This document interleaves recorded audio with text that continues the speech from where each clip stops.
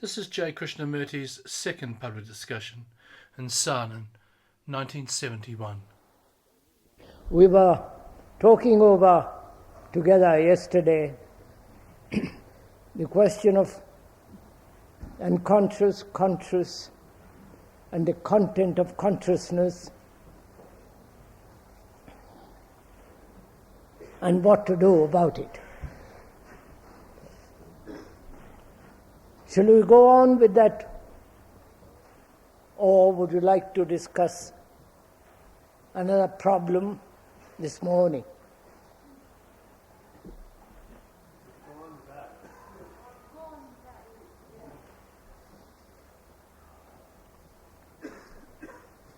You're sure? Sir,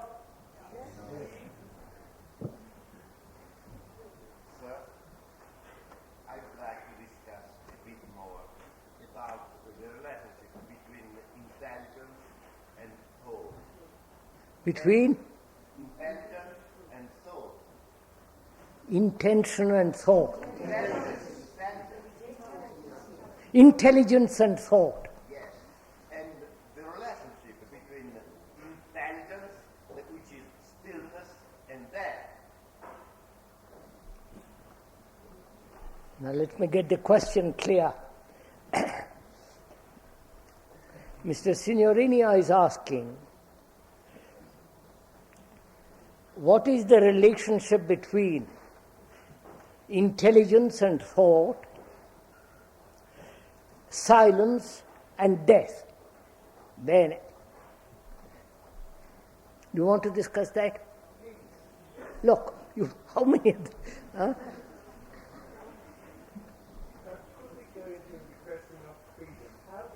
How does freedom live in a society which is ever increasing from? I would like to discuss, he says, what is freedom and whether freedom can exist in a modern society.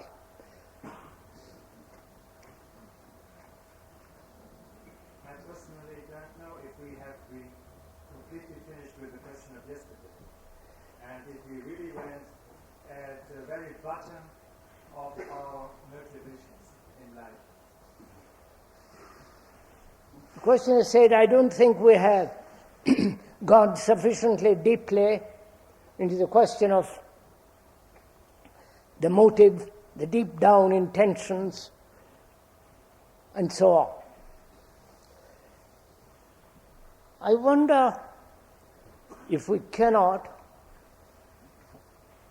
discuss this question of consciousness more deeply by considering what is intelligence and thought, the relationship between intelligence and thought, and perhaps if we can, then go into the question of silence and its relationship to death. But before we go into that,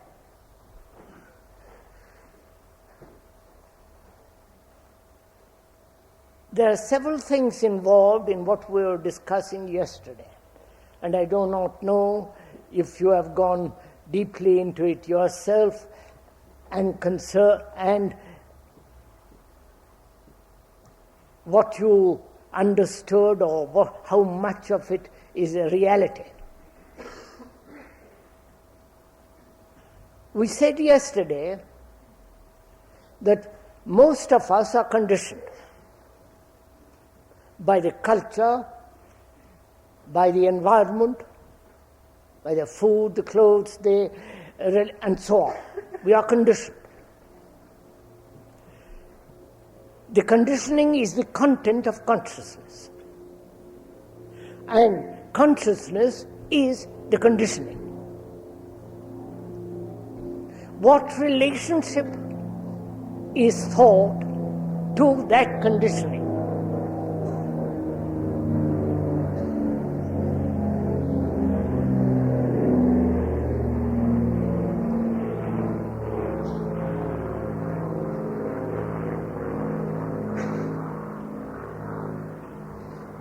And can there be intelligence where there is conditioning?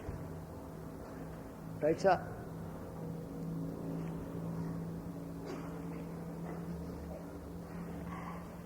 Right.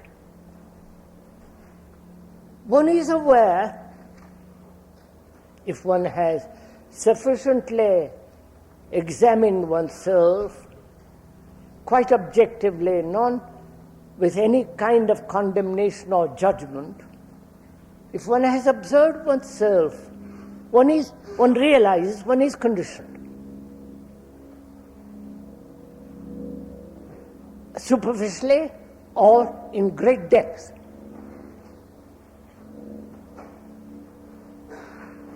And is it at all possible not only to be free of the deep conditioning,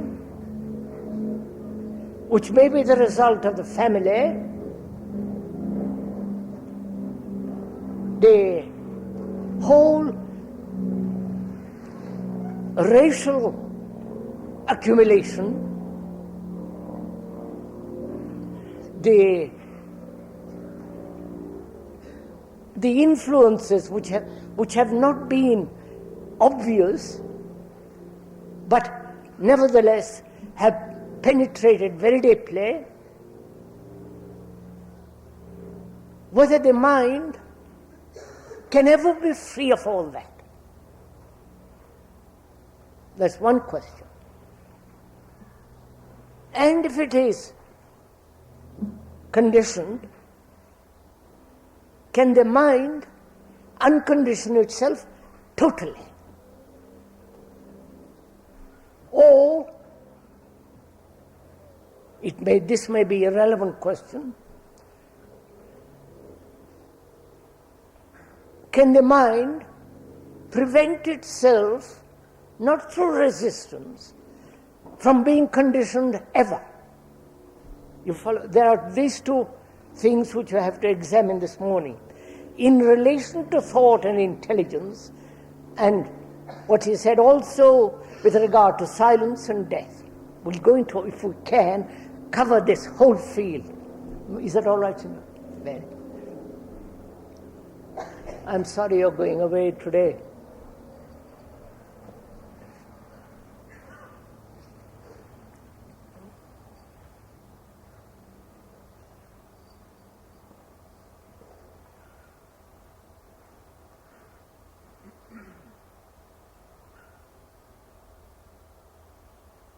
Why does the mind ever get conditioned?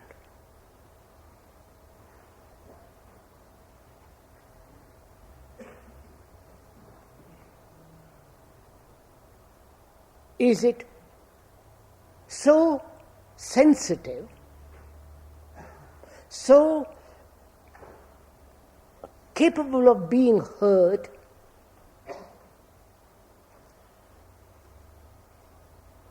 it's like a tender, delicate thing, and in relationship it gets invariably hurt, invariably conditioned. And whether that conditioning is ever possible to be washed away.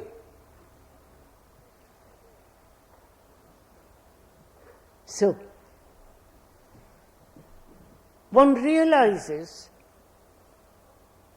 the mind is conditioned, the brain itself is conditioned. Time evolved through centuries upon centuries, and the brain is the storehouse of memory. You can watch it yourself, you don't have to read philosophical or psychological books. At least I don't, so you may. And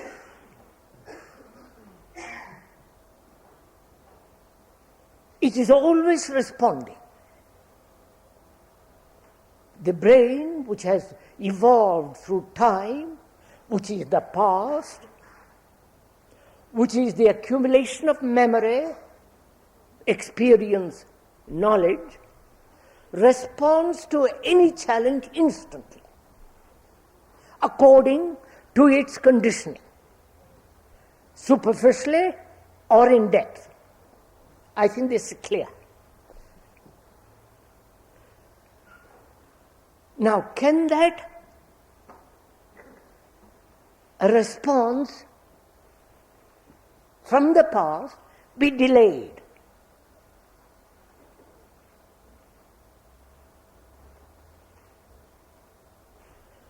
So that there is an interval between the challenge and the response. With it. It's not so difficult, is it? That is, what has been brought up, I'm taking very, very superficial conditioning, in a particular culture, in a particular belief or pattern. And when that belief or pattern is questioned, there is instant response according to the background of the person. I'm asking, can that response be delayed so that there is an interval between the challenge and the response? That's fairly simple, isn't it? No? No? You tell me I'm a fool. My response is immediate. Calling you, you are another. Or getting angry with you. Or this or that. Now, when you call me a fool, can there be an interval between your calling me and my responding? A space. Right? So that the brain is quiet enough to respond in a different way. Am I making my... Wait, just let me... hold on a minute, sir. Hold on un momentito. Un moment, je vous en prie. The brain responds all the time, according to its conditioning, according to its various forms of stimuli. It is always active. The brain is the response of time, memory. It is the content of it, right? In the brain, the whole past is contained. If the brain can hold itself and not respond immediately, then there is a possibility of a new response. Is this right? But this time itself is a response. Wait, no, sir. You're missing my point. Don't pick me up in words. Just look at the meaning for the moment.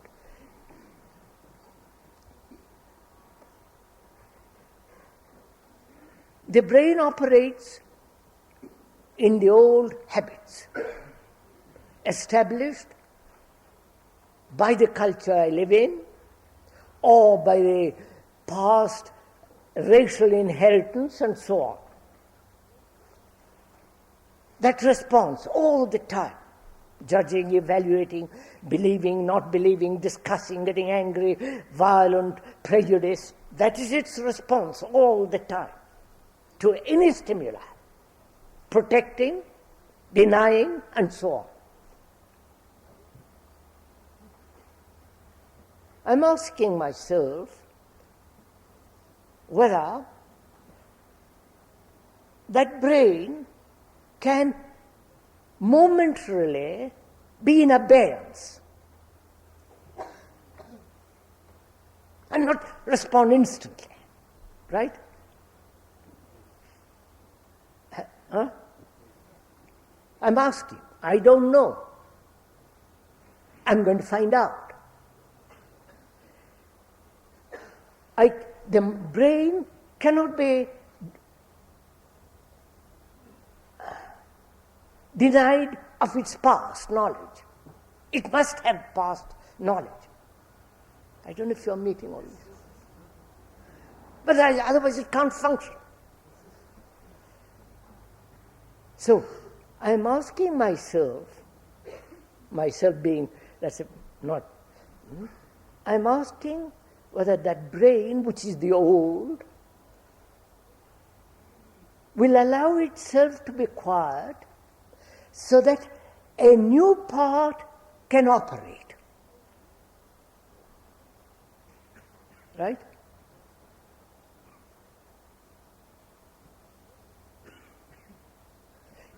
When you flatter me, the old brain says, how lovely.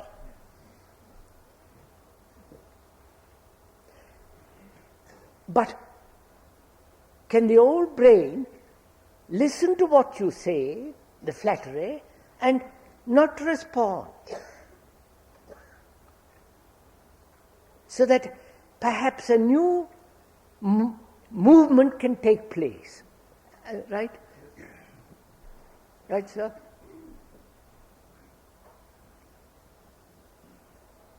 That new movement can only take place when there is silence. Right? Not the machinery operating in terms of the past. I don't, is that clear? Yes. No, clear in the sense what yourselves are, otherwise it's no fun. I'm not explaining for myself. We are working together. I find when one examines one's activities, the old brain is always responding. As a Catholic, as a Protestant, whatever it is, all according to its limited knowledge, to its tradition, to its racial inheritance. And when that is operating, nothing new can take place. Right? Now I want to find out whether that brain can be quiet, the old brain, so that a new movement can take place. Right? I want to find out. I can only find out when, in relationship with another, watching the old brain in operation, right? And see, the old brain understands the truth that it must be quiet in order a new operation can take place. Capito?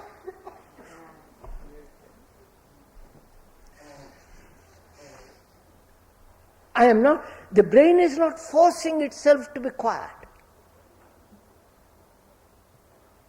If it is forcing itself to be quiet, then it is the operation of the past still. In that there is division, there is conflict, there is discipline, all the rest of it. But if the old brain understands or sees the fact, the truth, that as long as it is in constant response to any stimuli, it must operate along the old lines. If that brain, the old brain, sees the truth of that, then that old brain becomes quiet. It is the truth that brings about the quietness, not the intention to be quiet. Have you get it? Yes. Okay.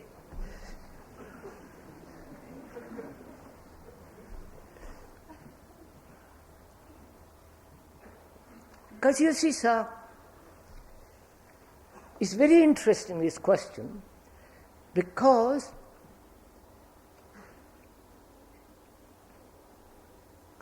one finds there are certain brains that are never conditioned.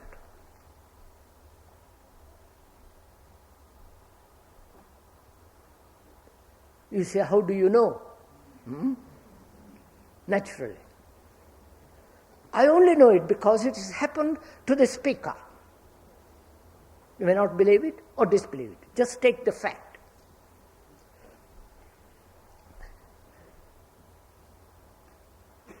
I'm asking why the brain must always be functioning in its old pattern.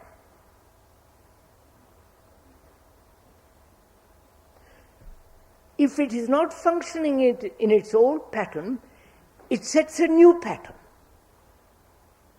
according to its memories and setting a new pattern in opposition to the old. Right? Aren't you following all this? No?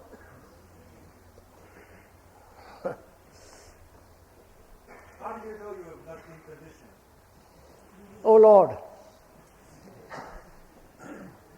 You see, you're gone. I ought to have brought that in.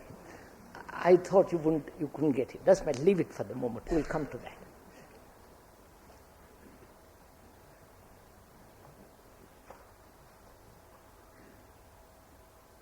You see, we only use very, very small part of the brain. Right? And that small part is the past.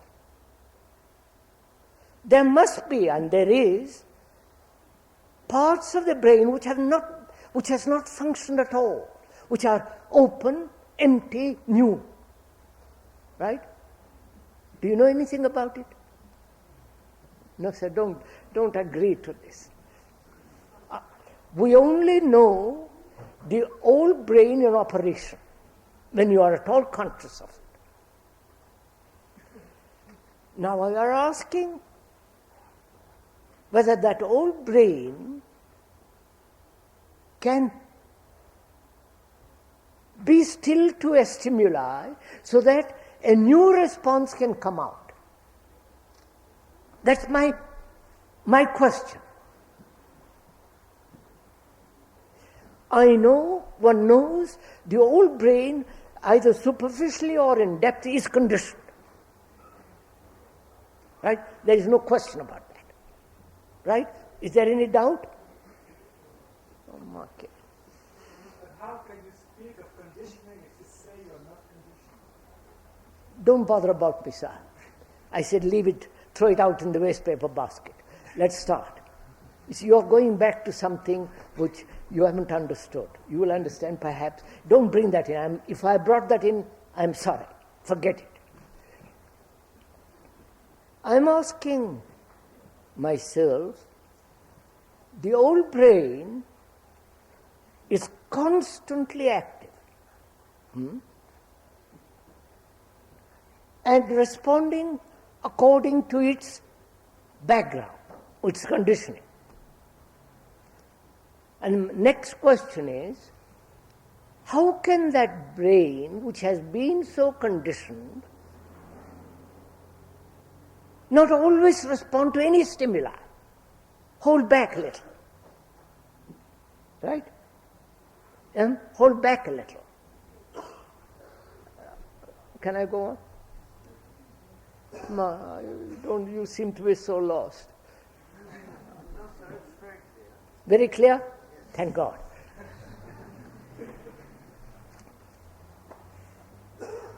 And one finds when there is the necessity, the urgency, and the importance of this question is vital, the brain does hold back. Right? The old brain. So that a new quality of the brain which has never been touched operates. This has happened, sir. This is not my only experience.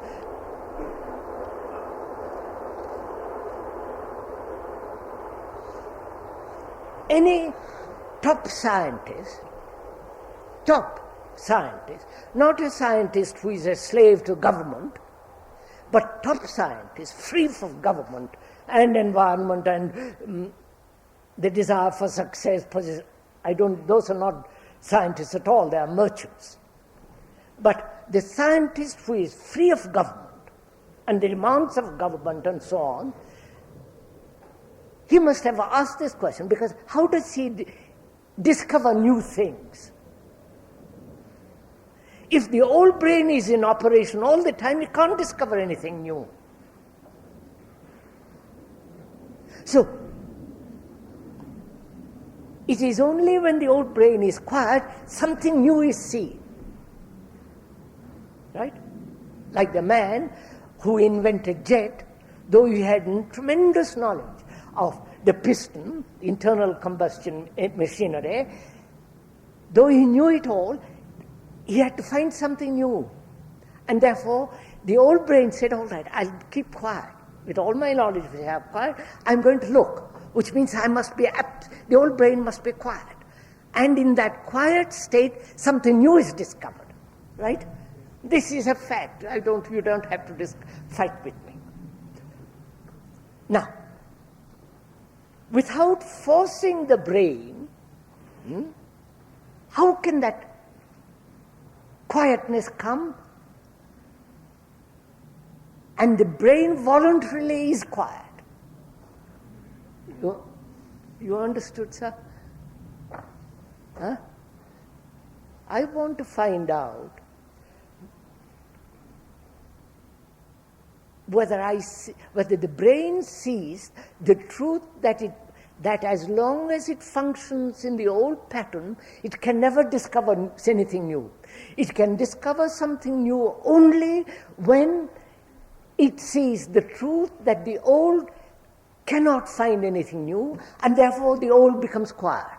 The truth makes it quiet, not it wishes to be quiet, right? If that is very clear, then can that quietness operate all the time and not the old conditioning? And the old conditioning with its knowledge operates only when it is necessary. You got my question rightly? Yes. Have you got my question? You say operate all the time, right? Wait, all the time. Wait, no, please just listen, sir.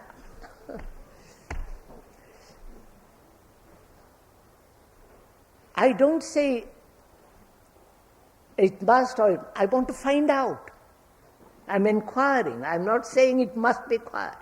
I see the old brain must operate, right?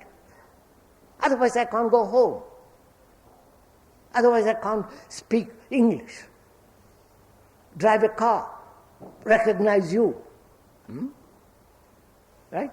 The old brain must operate functionally. And as long as old brain is not quiet, no new thing can be seen. As I explained. Right? Have you gone to sleep? You're following? Good. I'm asking myself, what is the relationship between the new quality of the brain, which functions in quietness, and its relationship with the old? The old is thought, right? The old is the collection of memories, and any response according to that memory is thought. And that thought must function. Otherwise you can't do anything. So, aren't you getting divisions? No, it is not. It is not. It is not. No. It's not division. It's like a house. It's like the tent. It is. The tent is a whole thing. but there are divisions in it. And yesterday there weren't. Huh? Yesterday there weren't. No. You're wrong, sir. You're missing the whole point. You haven't moved. Oh, Lord. You got it, sir? You give an example. No, don't give examples, sir. I'm lost with examples.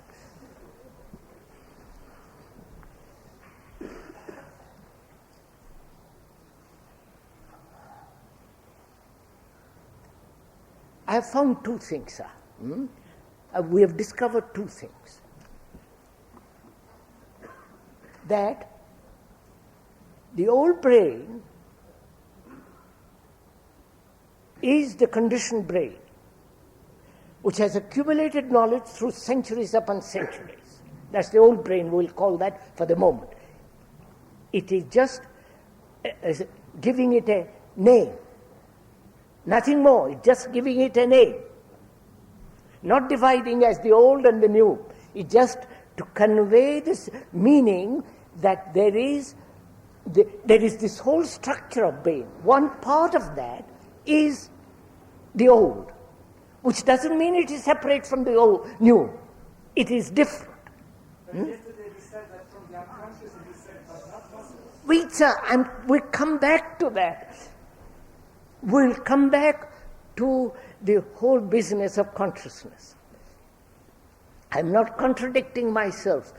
If I'm contradicting myself from what I said yesterday, I will tell you I'm contradicting. I'm not such a silly person. I will go into it.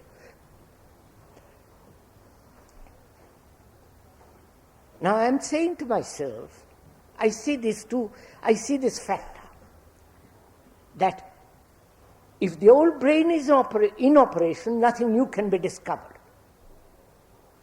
The new can be discovered only when the old is quiet. And the old can only be quiet when it sees the truth that the new cannot be discovered by the old. Right? When the old sees the truth of that, then it is quiet. Right?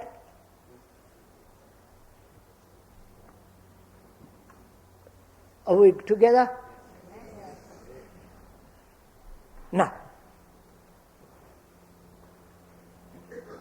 as it has been proved by scientists, by others, that a new thing can be discovered only when the old is silent. Right? That is, when the old knows all the knowledge of internal combustion machinery, when it wants to discover something new, the old must obviously be quiet. Now, we have discovered this fact. The old must naturally be quiet to discover something new. Right, sir? Huh? Right?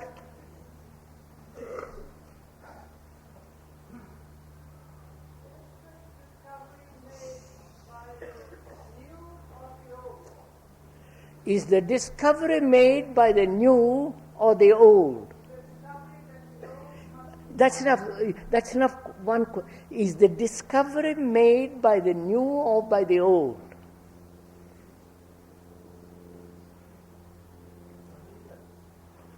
Huh?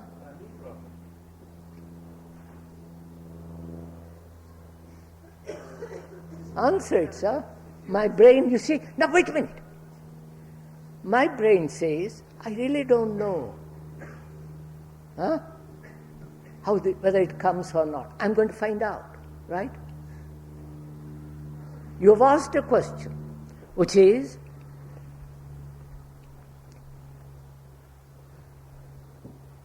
does the old brain recognize the new, right, madam? Or does the new use the old? Huh? You follow that, sir? Please, just, sir, you don't enter into this, because you haven't followed it. No, therefore keep quiet. You haven't entered into it at all.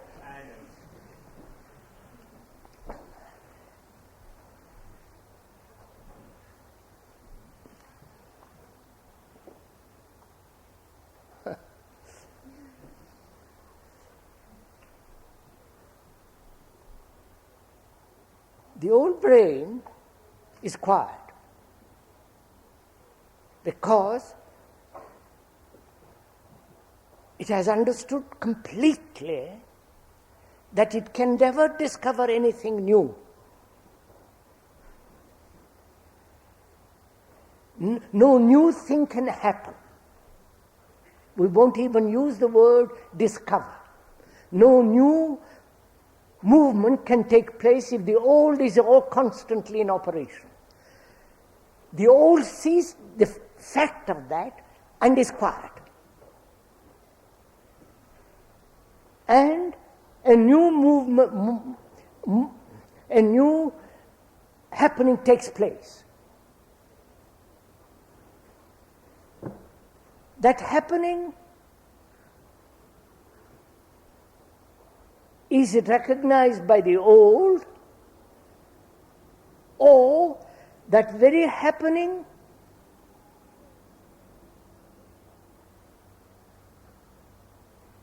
opens the door for the old to utilize it.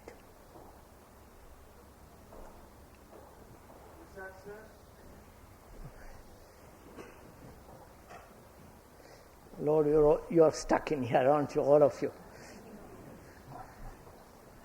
Look, sir, this is really quite important. It's really quite important, if you'll forgive me saying so, if you do, even though you don't follow it, this is really quite important. Because I want to find a new way of living. Totally new way of living.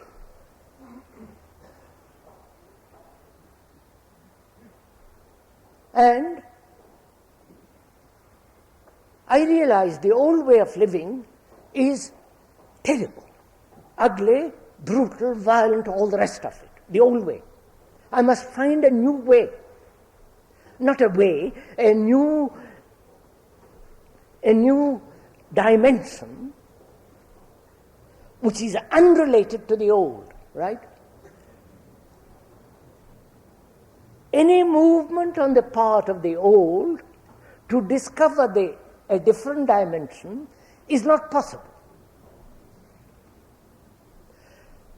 So, that old realizes this. Any movement from it cannot possibly discover a new dimension. So, it becomes quiet, right? Now, what takes place in that quietness? Let's proceed along that way. What takes place when the mind, when the old brain has understood that it cannot find a new dimension? What takes place when it has realized that, right? What takes place? I'm asking, what takes place? Sir, you talk so much, tell me.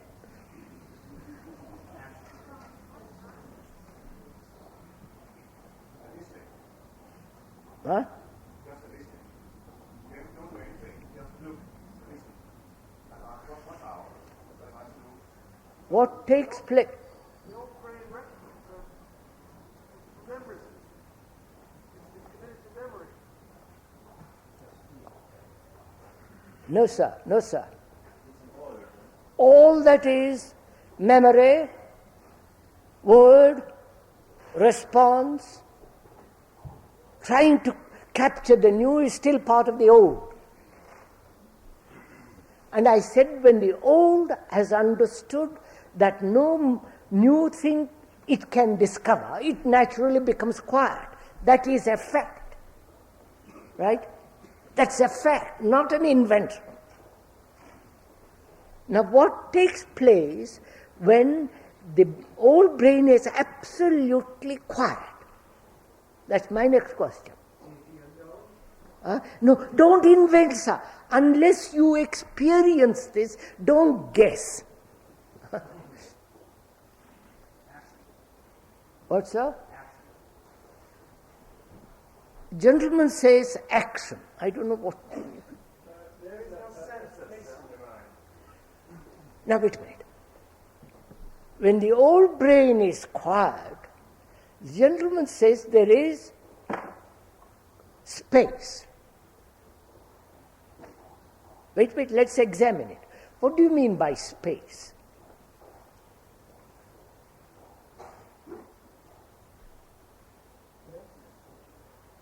Emptiness. No, emptiness, right?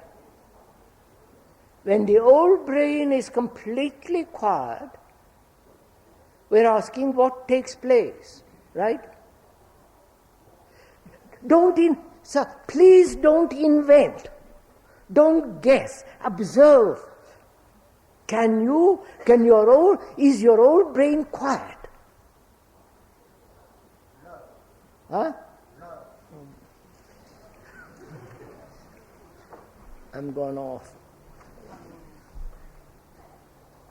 But can you ask that question? Huh? If the old brain is quiet, can you ask that? I am asking you. I may be a wrong question, but we must find out. Surely it cannot ask that question because... Sir, I'm asking somebody. Sir, don't. Huh? No, madam. Écoutez.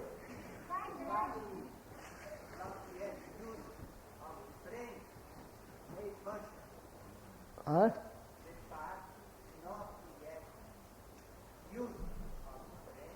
I'm sorry, I can't hear. If somebody has heard, please repeat. He's saying, just listen to what he's saying. When the old brain is quiet, perhaps a new part of the brain, which has not been used, comes into operation. Just listen to it. Right? That is, we're only functioning with a very small part of our brain. And when that small part of the brain is quiet, the rest of the brain may be active. Or it has been active all the time, but we don't know that it is active because the one part which has accumulated knowledge, tradition, time, that is always active, super active, and therefore we don't know the other part at all, which may also have its own activity, right? Are you following this? So, this is really a very interesting question. Please give your mind to this little bit. Don't go off, say, I don't understand, just drop it. Apply.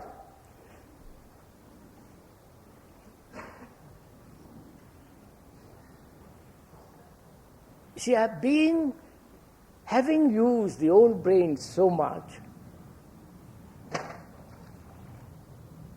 we have never considered any other thing, any other part of that brain.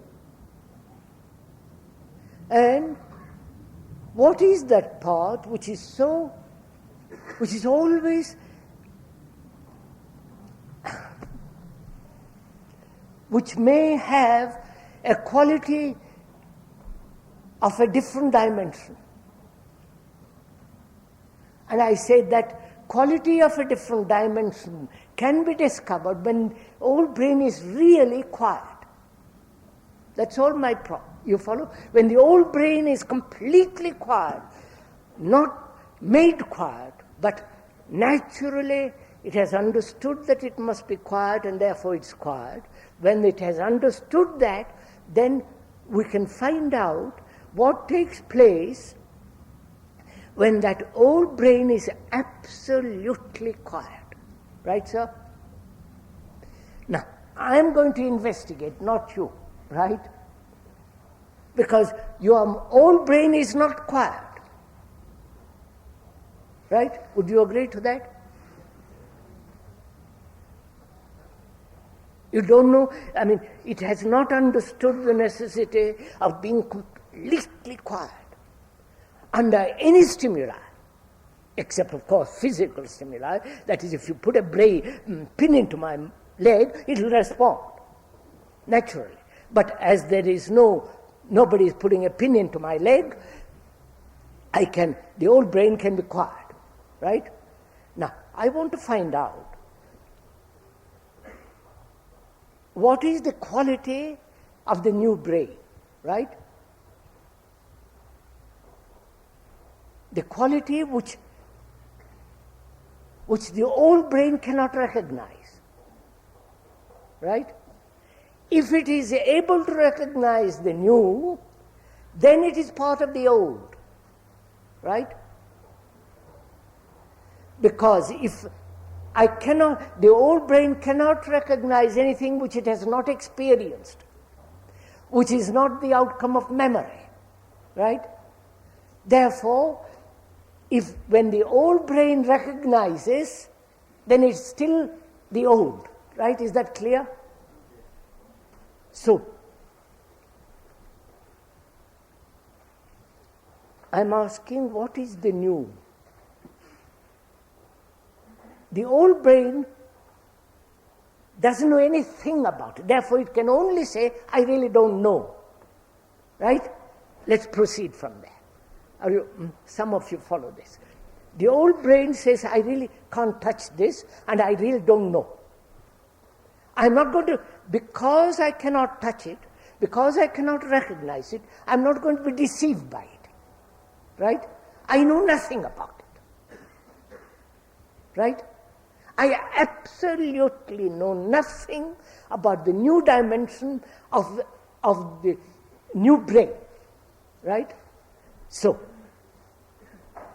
when it says, when the old brain is quiet and is incapable of recognition, and therefore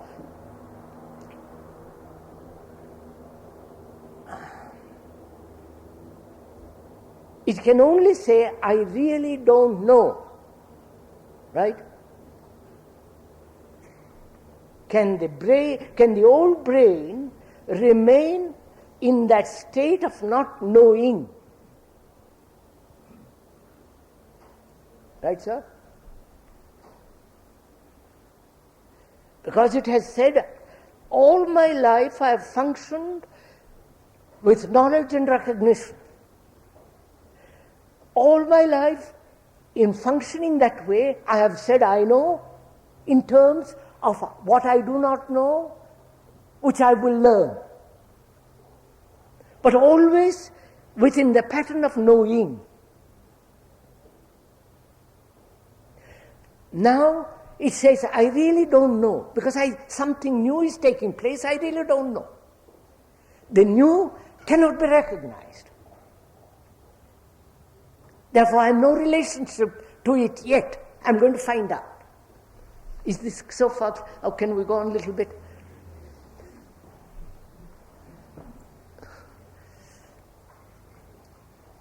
Now, what is the mind? What is the brain that says, I do not know?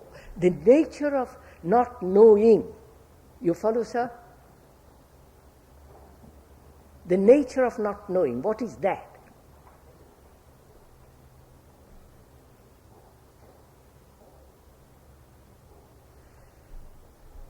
When there is not a state of not knowing, is there fear in it?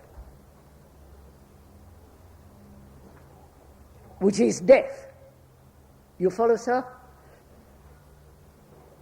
When the old brain actually says, I don't know, it has relinquished all knowing. Right? No, all know, don't say, madam, yeah, this is the most. It has relinquished altogether the intention of knowing, of wanting to know. So, there is a field in which the old brain cannot function. Because it doesn't know. Right? Now, what is that field? Right?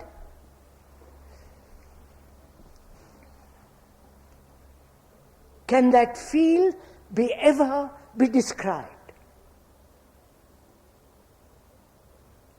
It can be described only when the old brain recognizes it and verbalizes it to communicate. Right, sir? So, there is a field in which the old brain cannot possibly enter. And this is not an invention. This is not a theory. This is a fact where the old brain says, I really don't know a thing about all this. Which means there is no intention to learn about the new thing. You see the difference, sir?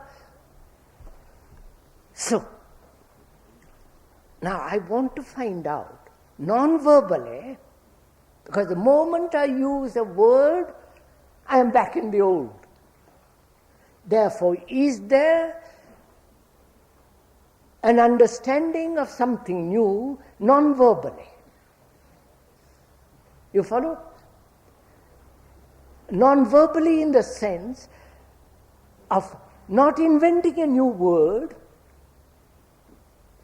or the intention to describe it so as to capture it and hold it. So I'm just inquiring, the mind is looking at it, looking at something which it does not know at all. Right? Is that possible? You understand my... I've always looked at something in terms of learning about it, resisting it, avoiding it, escaping from it, or overcoming it. Now, it is doing nothing of that kind. Is that possible? You understand? If it is not possible, you cannot possibly understand the other. I don't... Right, sir? Bene? Andiamo? Bene.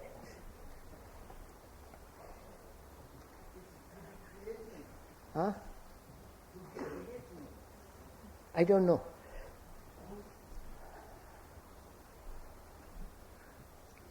What is this something which the brain cannot which the old brain cannot possibly understand?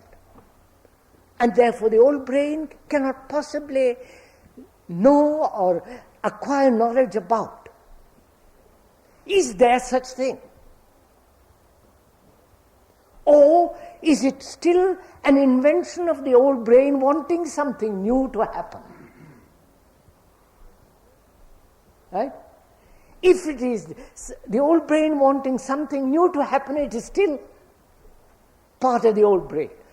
Now I've examined it completely so that the old brain has understood its structure and nature, and therefore it's absolutely still not wanting to know. That is where the difficulty lies. Sir, I really think that there is only love. Don't, sir, don't use words. You're missing the whole thing. I'm so sorry. This should be discussed really with very, very, very few who go into this. It doesn't matter, we'll go on. You see, when you disturb, it breaks.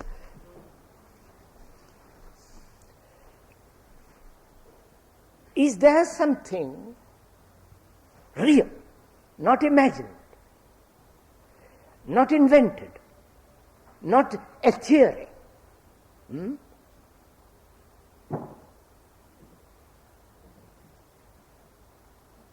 Something which the old brain cannot possibly understand or recognize or want to understand. Is there anything like that?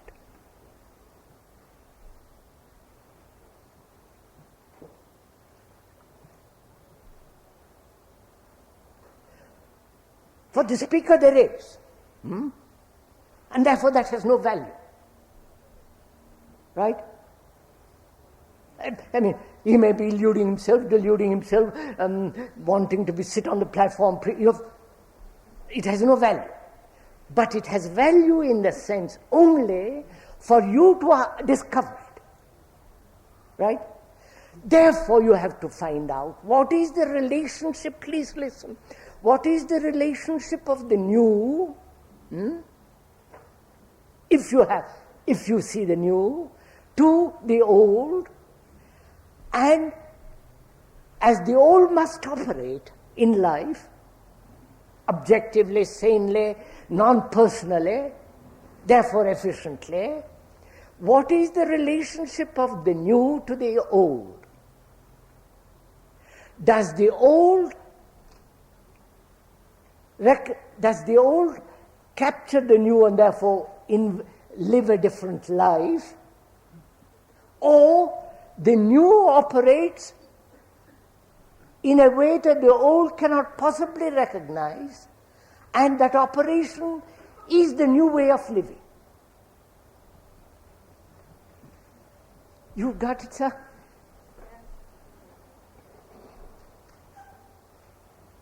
No, just a minute, sir. This is...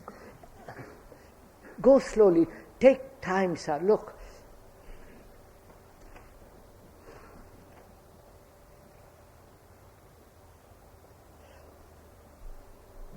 This brain has lived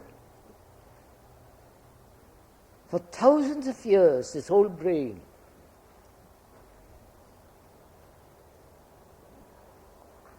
With its consciousness. The consciousness of this old brain is its content.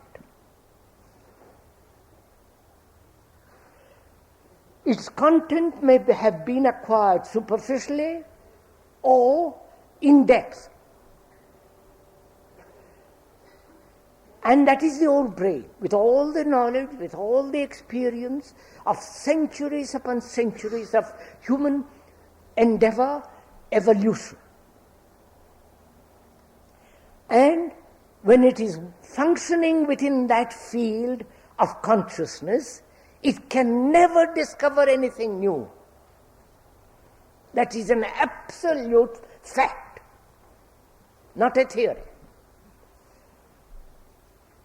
And so, any inquiry into freedom, into what love is, into what death is, you follow, of which we know nothing, except jealousy, envy, fear, which are all part of the old content.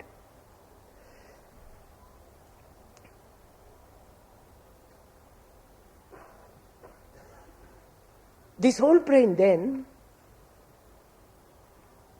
realizing its utter limitation,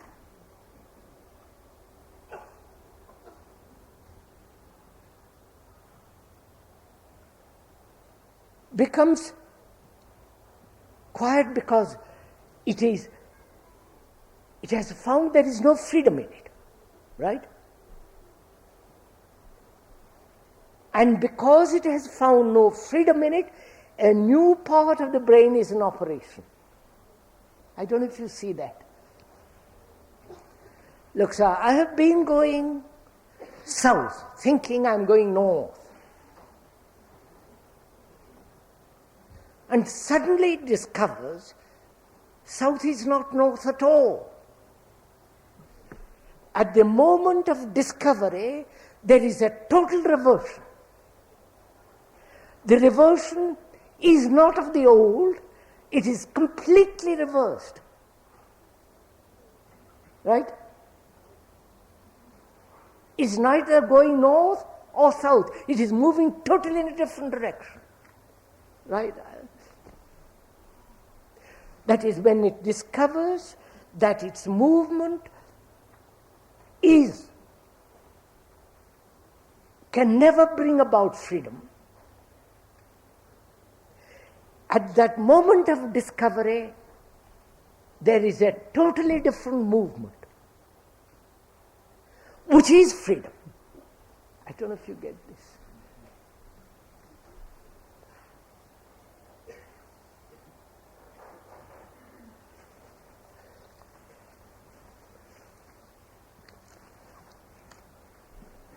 I don't know how much you have understood, I'm awfully sorry. Sir, could you discuss the difference between the intensity to find out and intensity to find out, or the desire of the old for the new.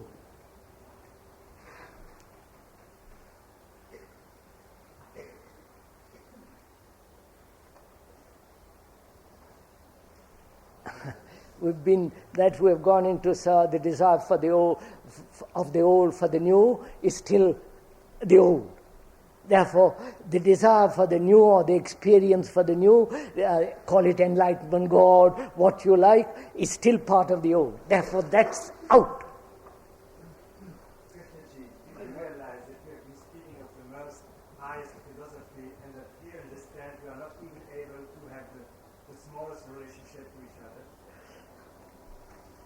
Do you realize that you have been talking of highest philosophy, and at the same time, do you know that we have hardly any relationship with each other?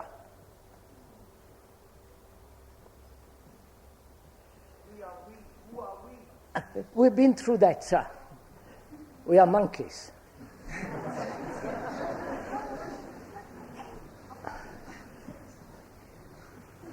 Look, sir, what you said. You are talking of the highest philosophy. No, it is not talking of the highest philosophy. It is the pure thing, but that doesn't matter. And you say you're talking of the highest philosophy, and yet you realize that we have no relationship with each other.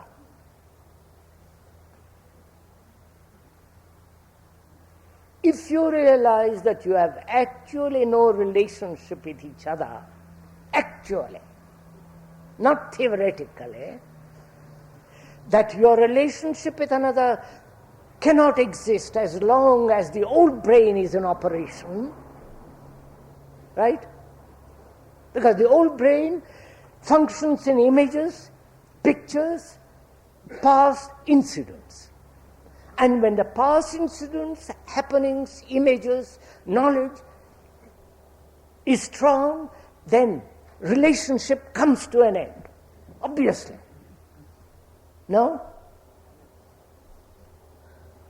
No? If I have built an image about you, who are my wife or my friend, my girl or whatever it is, and that image, that knowledge, which is the past, obviously prevents relationship. Relationship means direct contact immediately at the present, at the same level, with the same intensity, with the same passion. And that passion, intensity, at the same level cannot exist if I have an image about you and you have an image about me. Full stop. So it's for you to see if you have an image about somebody else. Obviously you have. Therefore, apply, work to find out. That is, if you really want a relationship with another, which I doubt anybody does, because we're all so terribly selfish, enclosed. And if you really want a relationship with another, you have to understand this whole structure of the past, which is what we have been doing.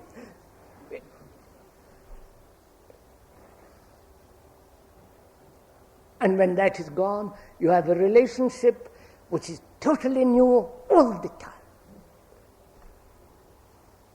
And that relationship, new, is love, not the old, beating the drum. Now, you see,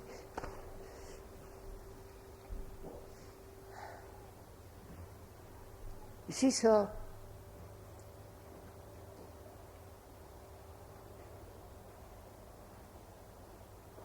what is the relationship of love, which is the new, which is the different dimension, which is not known, which cannot be captured by the old? What is the relationship of that in daily life? Right? That's my question. Stay, hold to it.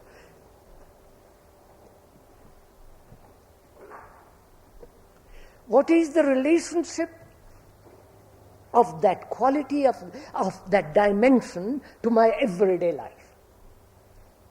I have discovered that dimension. It has happened. Because I've said the old brain can never be free. Therefore, the old brain is incapable of finding out what truth is.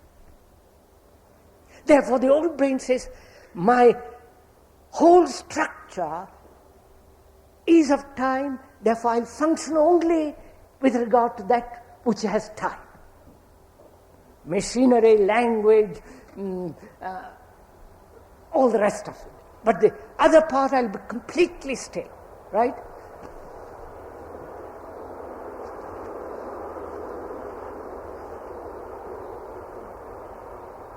And what is the relationship between the two? Has the old any relationship with freedom, love, the unknown? Right? If it has relationship, please listen, if it has relationship with the unknown, then it is part of the old. If it has relationship, you follow? But if the unknown has relationship with the old, then it is quite a different proposition. I don't know if you see that. Huh, Bene?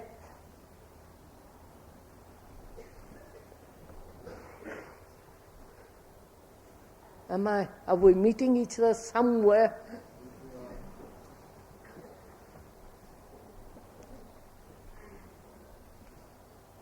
My question is, what is the relationship between these two?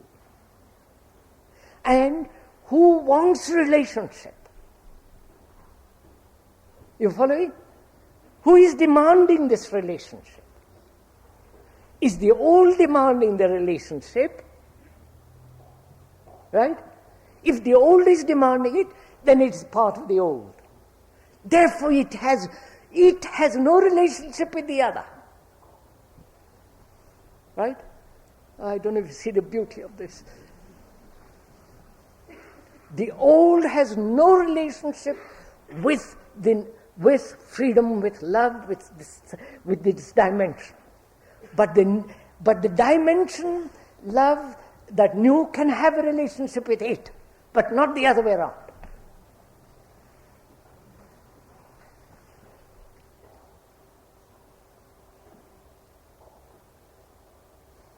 Huh? See, sir, see it, do you? The whatever it is. So my question then is, next step is, what is the action in life, daily life, when the old has no relationship with the new, but the new is establishing relationship as it moves in life? Huh? You've understood this, my question? The mind has discovered something new.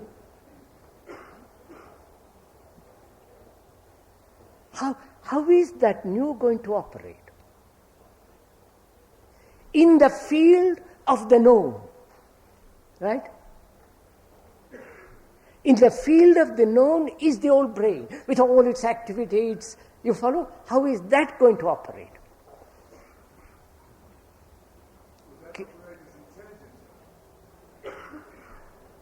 He says that's where intelligence comes in.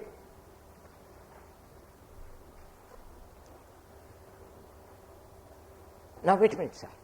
Perhaps you're right. When the old brain sees that it can never understand what freedom is, right? When it sees that it is incapable of discovering something new, that the very perception that it cannot is the seed of intelligence, isn't it? Right? That is intelligence. Say, I can't do. I thought I could do a lot of things. and I can in a certain direction, but in a totally new direction I can't do anything. The discovery of that, the experience, the seeing of that is intelligence, obviously. Now, what is the relationship of that intelligence to the other? Is the other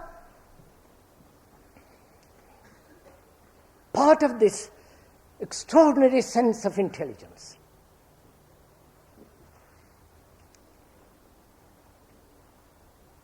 Right?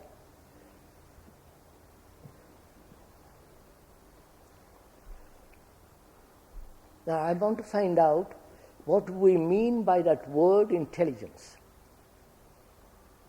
I'm not going to, mine mustn't be caught by words or the root meaning of the word intelligence.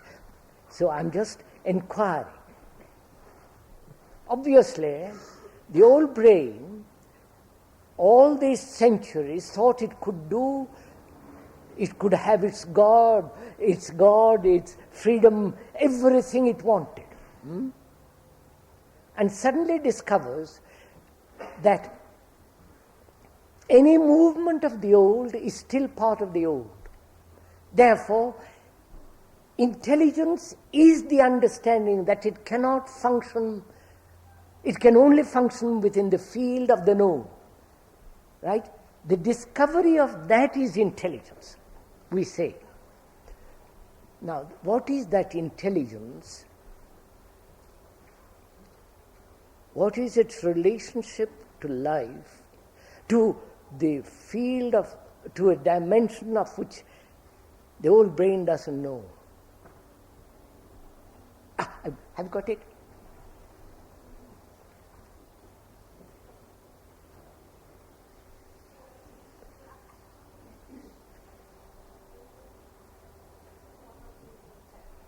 You see, intelligence is not personal, isn't the outcome of argument, belief, opinion, reason.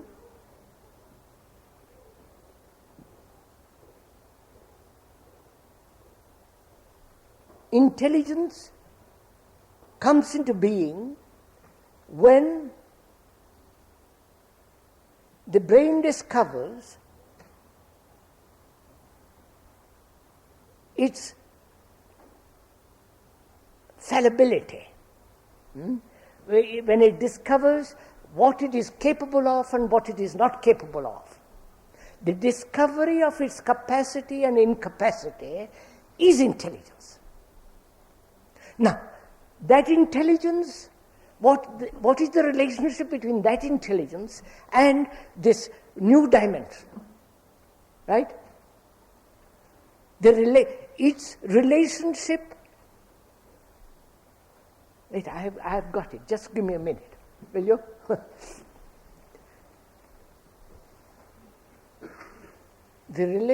I would not use the word relationship.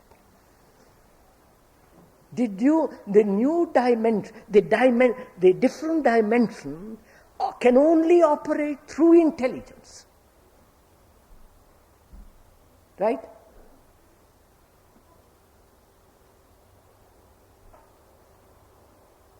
If there is not that intelligence, it cannot operate. Right, sir? So, in daily life, you see how it works out, sir, beautifully. So in daily life, it can only operate where intelligence is functioning. Intelligence cannot function when there is the old operation, old brain is active. When there is any form of neurotic or non-neurotic belief and adherence to any particular fragment of the brain. Right? All that is lack of intelligence. The man who believes in God is not intelligent. The man who says there is only one savior, not intelligent. The man who says, I belong to this group, Jew, Hindu, Muslim, is not intelligent. And therefore, that cannot operate. It is only the man that discovers the limitation of the old, and the very discovery of that is intelligence, and only when that intelligence is functioning can the new dimension operate through it. Full stop. Good morning. I've got it. No, don't clap, please. Don't. This isn't fun. Have you got some of it?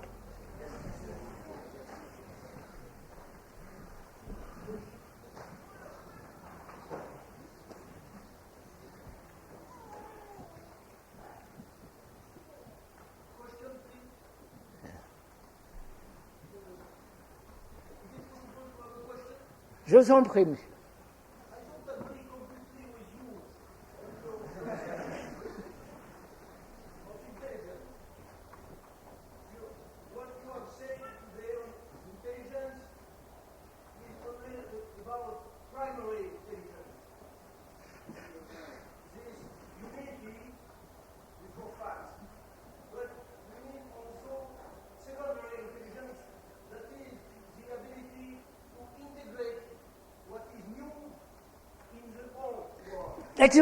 That's what takes place when there is that intelligence. The new, I won't use the word integrate, the new operates when there is that intelligence, which is not only primary, but which is fundamental.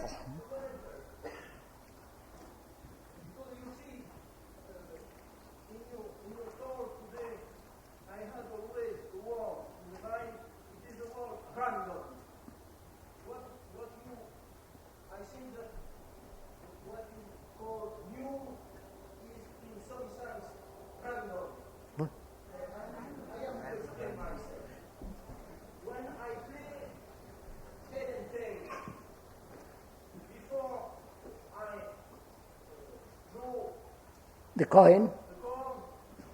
I cannot predict what will appear. And when head appears, it is completely new. It is a random event. A random. This concept of randomness No, sir. is completely fundamental in modern science. Yes, sir. I understand that. Certainly, when the scientist in the old Quietness has a new idea, it appears in some sense like a random event. Certainly. And the word random is not an explanation. No. It is only like a deck. I understand, sir. Something. Chance, random, yes. And I want to see what do you think about this relation between what you call completely new and what is random in my explained sense. I understand, sir.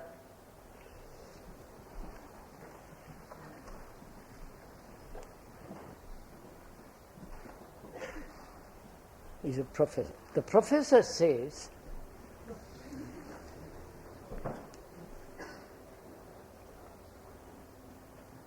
random, the happening, the chance, what is that? What is its relationship to something totally new? That's what he's asking, if I've understood it rightly.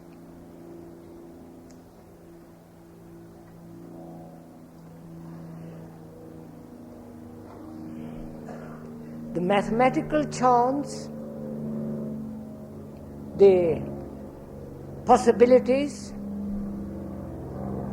the random, the unexpected happening, like tossing a coin, head or tail, not knowing, says, what is that and what is its relationship to something which is totally new? That's right, sir?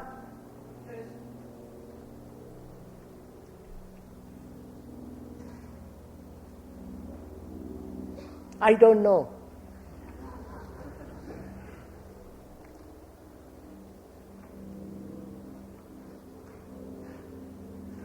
That is, there are events in one's life, happenings, that appear to be a chance, happens by chance. Events that occur in random, not knowing, it happens. Is that happening new, totally unexpected, or is that happening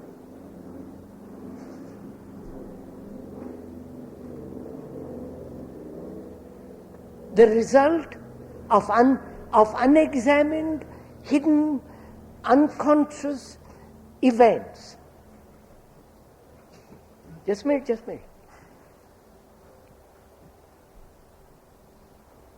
I happen to meet you by chance.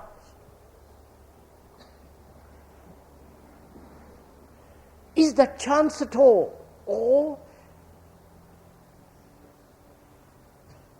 it has happened because certain unconscious, unknown events that has brought us together, which we may consider chance, but it is not chance at all.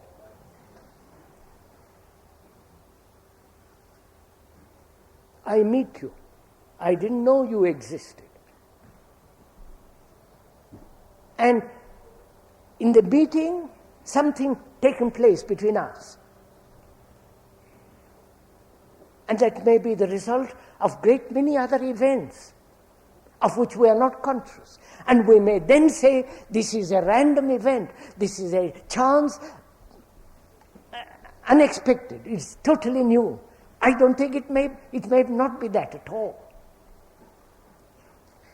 And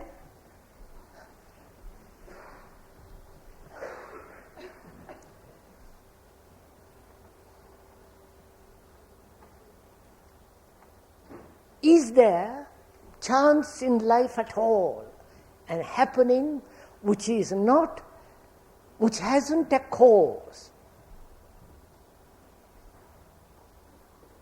Or all events in life have their basic deep causes, of which we may not know. And therefore we may say our meeting is by chance, it's a random event. And the cause undergoes a change when there is an effect. The effect becomes the cause, right? You understand? There is the cause, there is the effect, and the effect becomes the cause for the next effect. So cause-effect is a constant chain. It is not one cause, one effect. It is undergoing constant change. Each cause, each effect changes its next cause, next effect, right? So, as this is going on in life, is there anything which is unexpected, chance, an event, random?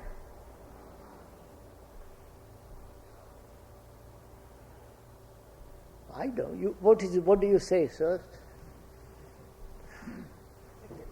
Earlier statement may be random.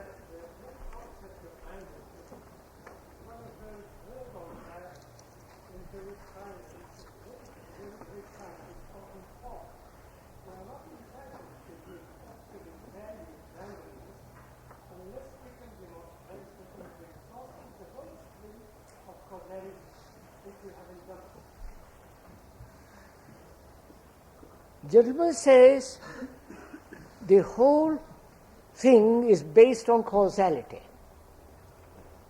I don't think life works that way. The cause becomes the effect, and the effect becomes cause. You can see this in life. So you can never say cause, effect, and there it is.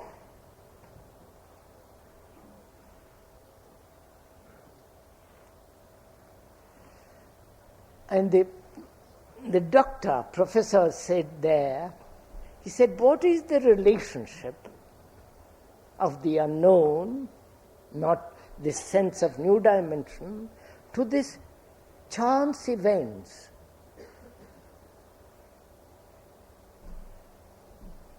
To a causality? What, sir? The unknown is outside the relativity. I don't know. You see, he and you discuss, sir, but I know nothing about all this. I'm talking about my human relationship, human beings, not mathematical problems and chances and events. And the mathematical order, and mathematics is order, all that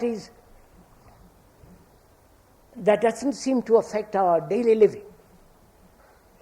And we are concerned about our daily living and to bring about a change in that daily living, the way we behave. And if our behavior is based on the past, it is still it brings conflict, misery. That's all we are talking about. I'm sorry, I have to stop. I can't go.